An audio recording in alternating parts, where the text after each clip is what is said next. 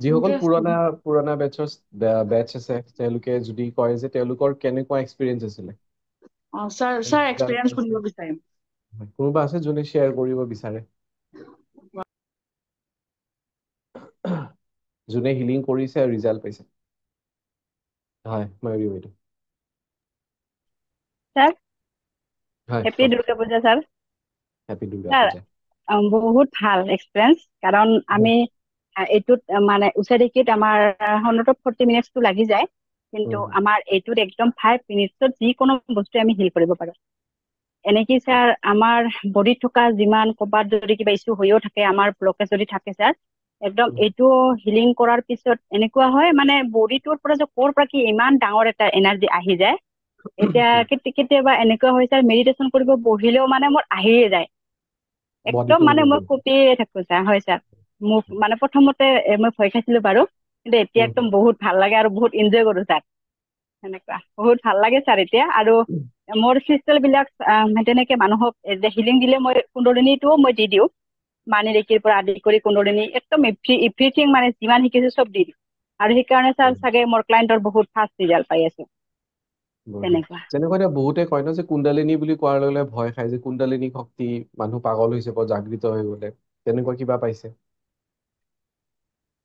নাই ছাৰ, প্ৰথমতে ভয় লাগিছিলে, কিন্তু নাই বাকী বিলাকৰ যেনেকুৱা আহিছিলে কিবা কিবি, কিন্তু মোৰ একদম আহিছিলে বাৰু। মোৰ এনাৰ্জি যে মই গম পাইছো, সকলোৰে বাৰু অলপমান কিবা কিবি দেখা পাইছিলে।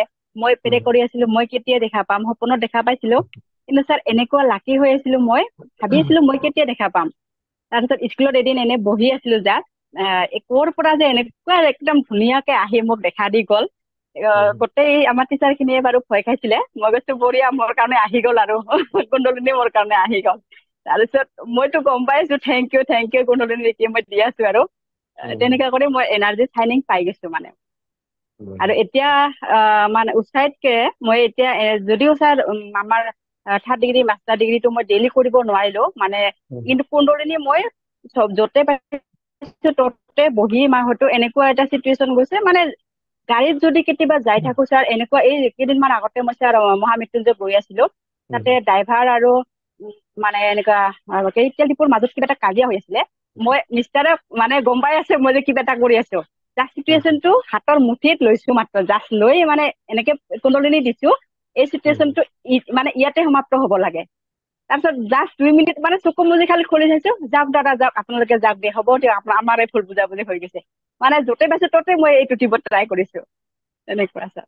বঢ়িয়া বঢ়িয়া। আপুনি যেনে থেংক ইউ। চ' তেখেতে যিটো কৈছে এনাৰ্জি দেখাৰ কথা, সেইটো বস্তু মই এতিয়া নকওঁ, সেই বস্তুটো আপোনালোকক মই 2nd ডিগ্ৰীত ক'ম, যে কি দেখা পোৱাৰ কথা কোৱা হৈছে এইটো। ঠিক আছে, ৰিউশ্ৰী বাইদেউ। ছাৰ ৱাণ্ডাৰফুল এক্সপিৰিয়েঞ্চ, আগতেও কৈছো। কিন্তু মই এটা কথা মানে এক্সট্ৰাকে কওঁ, পাৱাৰটো যথেষ্ট পাইছো। উচ্চৰিকিত কেতিয়াবা অলপ ফিল কৰাত অকণমান দেৰি হয়, কিন্তু এইটো কুণ্ডলিনী লোৱাৰ এমাহৰ পিছতে মানে এনাৰ্জি পুৰা ফিল কৰা যায়। কিন্তু এক্সট্ৰাকে মানে মই এইটো ক'ব খুজিছো, মই নিজেই এনেই ট্ৰাই কৰিছিলো আৰু এফাৰ্মেশ্যন যিটো মানে আপুনি মানে কৰ্চটো যিটো আছে, মানে একো এফাৰ্মেশ্যন নালাগে, জাষ্ট আমি নিজক ভিজুৱেলাইজ কৰিলে হ'ল। কিন্তু মানে মই কিছুমান উইচ, তাৰ মানে নিজৰ উইচ বিলাক, হিলিঙৰ কিছুমান এফাৰ্মেশ্যন এনেই আহি যায়, এইটো মানে হেবিট হৈ গৈছে আৰু হিলিং কৰাৰ হেৰিত। কিন্তু ছাৰ একজেক্টলি যেনেকে কওঁ কুণ্ডলিনীত, সেইটোৱে মানে ৰিজাল্ট পাওঁ আৰু সেইটো বহুত মানে মেজিকেল। এফাৰ্মেশ্যন যদিও নালাগে বুলি মানে আমি শিকিছো, তথাপি তাৰমানে কিছুমান আহি যায় মনেদি। আৰু মোৰ যিখিনি ৰেগুলাৰ মোৰ প্ৰেয়াৰ, হিলিং কৰি থকা সময়ত মানে সেইখিনিয়ে মই এফাৰ্মেশ্যন হিচাপত ইউজ কৰো, আৰু একজেক্টলি মানে সেইখিনি ৰিজাল্ট পাইছো ছাৰ। বহুত বেছি মানে ফাষ্ট ৰিজাল্ট পাইছো, আৰু বহুত ভাল লাগে আৰু এই বস্তুটো। কুণ্ডলিনীয়ে হয়, আমি পতক মানে সোনকালে ইউজ কৰিব পাৰো কাৰণে কেতিয়াবা এইটো কৰিব নোৱাৰিলে এইটো কৰি থৈ দিও, আৰু কেতিয়াও মিছ কৰিব লগা হোৱা নাই। প্লাছ ছাৰ আদাৰ্ছ হিলিং বহুত ধুনীয়া ৰিজাল্ট পাইছে। মই বহুত কেইটা সৰু বাচ্ছাকো হিলিং দিলো। আগতে উচ্চৰিকি কৰি থাকোতে মানে আদাৰ্ছ হিলিং লবলৈ অলপ ভয়ে লাগে, পতকে টাইম দিব পাৰিম নে নাই। কিন্তু কুণ্ডলিনীত ৰিজাল্টটো পাইছো, আৰু ধুনীয়াকে মানে আদাৰ্ছ হিলিং কৰিবও পাৰিছো আৰু বহুত ঠিক আছে। ধুনীয়া experience sir. Thank you so' mass. Sir মই কুণ্ডলিনী ৰেকি শিকিছিলো। আহ, আপুনি আপোনাক মই এবাৰ সুধিছিলো, এতিয়া অলপ দিনৰ পাছত শিকাম বুলি ক'লে যে, তেতিয়া মই সেই উম, মীনাক্ষী কলিতা যে তেখেতৰ ওচৰত শিকিছিলো, আৰু হয় মই হিলিং কৰি আছো, বহুত ভাল ভাল ৰিজাল্ট মই পাই আছো খুব হয় কম সময়তে।